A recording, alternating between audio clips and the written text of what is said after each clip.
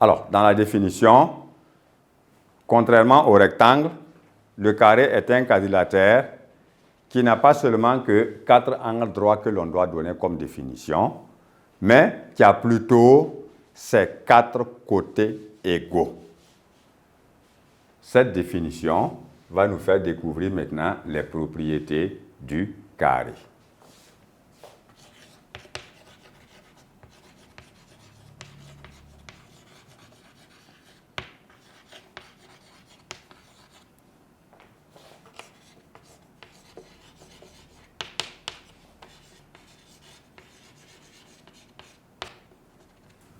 Voilà, 4 côtés égaux. Maintenant, nous pouvons construire déjà le carré ayant ces 4 côtés égaux, mais nous précisons ici qu'il y a aussi angle droit, 4 angles droits.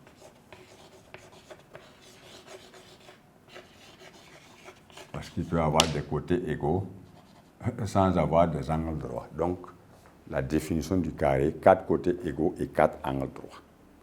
Alors, cela veut dire que nous pouvons en dessiner un. Et nous allons maintenant, à l'aide de ce dessin, voir les propriétés, ce qui est spécifique donc au carré. Alors, nous pouvons dessiner ainsi qu'il suit.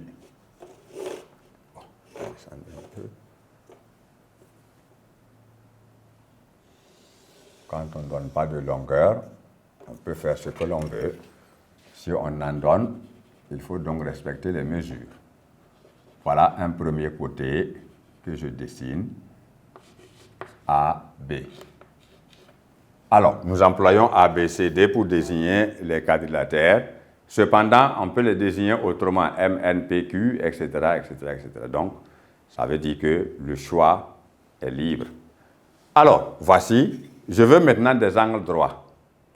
Donc, je veux d'abord un angle droit en B. Et comme je veux un angle droit en B, l'équerre me permet judicieusement de l'obtenir. Afin de voir maintenant par quel moyen je vais obtenir maintenant les autres angles droits grâce à la technique de construction que nous allons aborder. Donc, voici un côté que je dessine.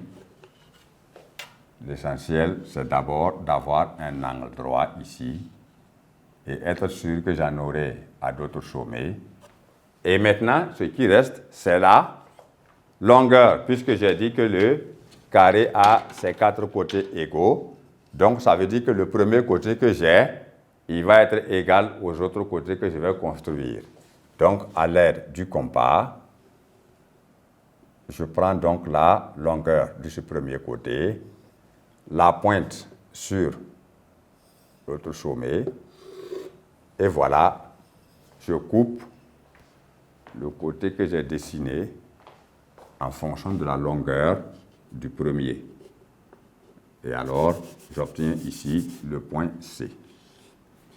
Alors, de la même manière que précédemment, je peux utiliser le compas pour achever la construction. Ça veut dire, j'ai 3 points, je vais en construire un 4e pour obtenir un carré. De la même manière que ce que j'ai fait. Alors, voici mon compas que j'ouvre volontairement, mais en prenant la longueur du premier côté. Voilà. La pointe du compas maintenant sur le sommet suivant. Je fais un arc de cercle. Je ne modifie pas parce que je dois avoir la même longueur.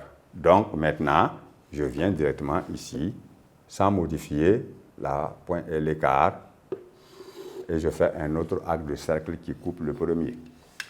Alors, le point d'intersection de ces deux arcs de cercle est le 4e point D que je voulais obtenir afin de pouvoir finaliser la construction.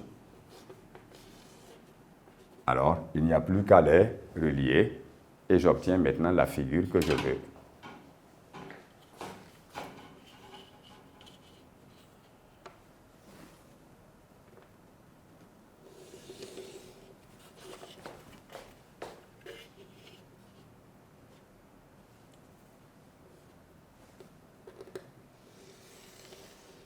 Donc, j'ai 4 côtés et nécessairement tous les 4 angles sont droits.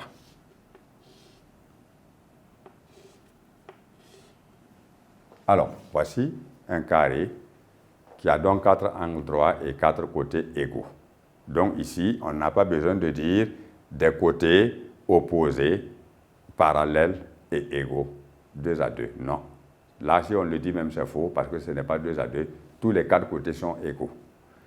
Avec la présence des angles droits, on sait que les côtés opposés sont forcément parallèles.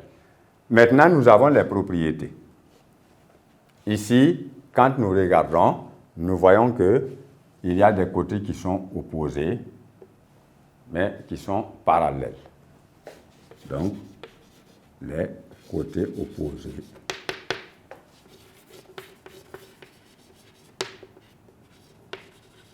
sont forcément parallèles. Ça, c'est une propriété. Une deuxième propriété maintenant. À l'intérieur de la figure, on peut lier A à C, on peut lier B à D. Ça suffit. OK.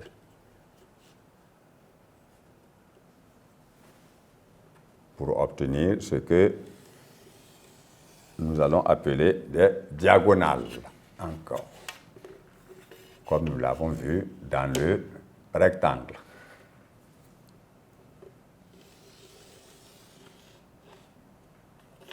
Et ici, nous avons aussi un point d'intersection des diagonales que nous pouvons appeler I. Cela va nous donner maintenant une autre propriété que peut-être les gens ne peuvent pas voir comme ça, mais en réalité, les diagonales se coupent en leur milieu aussi.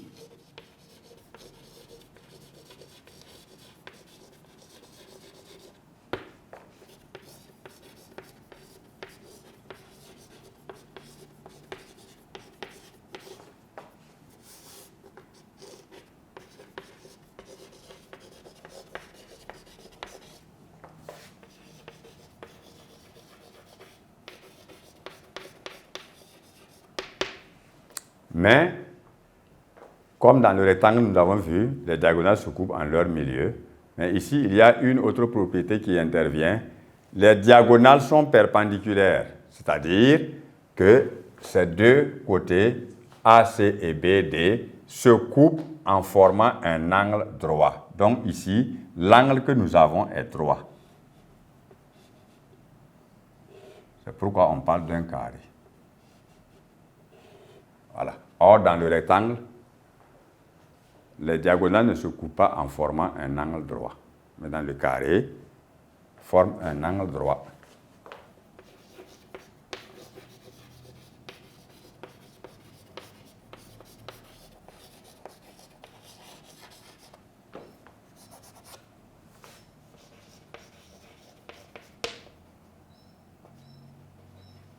On dit alors que les diagonales AC et BD sont perpendiculaires.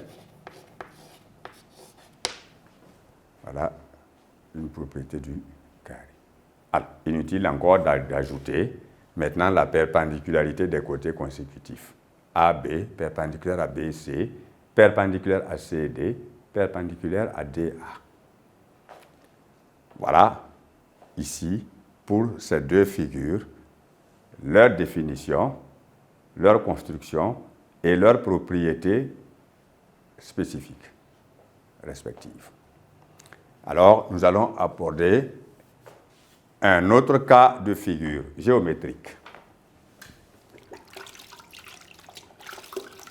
à savoir le losange.